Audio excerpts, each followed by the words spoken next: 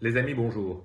Après Marie Dariussec, voici une autre façon d'évoquer les hommes et l'amour à travers un titre tiré d'une chanson de Guy Béard, Dans ces bras-là, de Camille Laurence. La nouvelle jurée du prix Goncourt définit ainsi le sujet de son livre.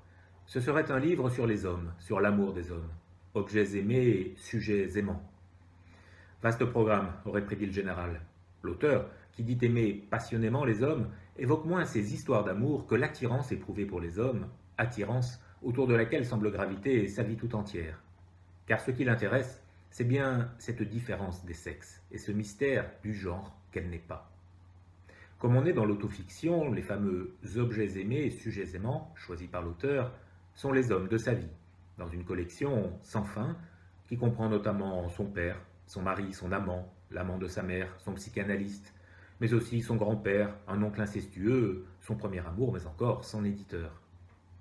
À ceux que l'autofiction portée à ce degré ne répugne pas, le livre, séduit par une écriture qui funambule, tout en subtilité, alternant ou conjuguant humour et tendresse, colère parfois, et une bonne dose d'autodérision, qui permet d'éviter les ornières fatales du nombrilisme, il nous fait savourer sans fin des phrases et des réflexions comme Mon type d'homme, c'est Zeus.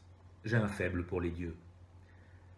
Parmi ces hommes qui traversent son existence, on peut souligner ces lignes très fortes, écrites sur le père, et qui éclairent bien le prisme singulier de ce livre. C'est particulier le père. C'est un homme à part, la part d'homme en elle. Quand elle sort du bain, les cheveux plaqués en arrière, la peau nue, sans maquillage, les traits un peu durcis par la lumière des néons, les sourcils broussailleux, l'air sombre, soudain elle l'aperçoit dans le miroir. C'est lui. Le père est le seul visage d'homme qui soit donné à une femme. Le père est le seul homme qui lui soit jamais donné d'être. Dans cette quête, à la recherche de la nature masculine, le lecteur masculin en viendrait presque à penser qu'on ne naît pas homme, mais qu'on le devient dans le regard de l'être aimé, tout en laissant béante la question « devenir un homme, c'est quoi ?» Alors, bonne lecture.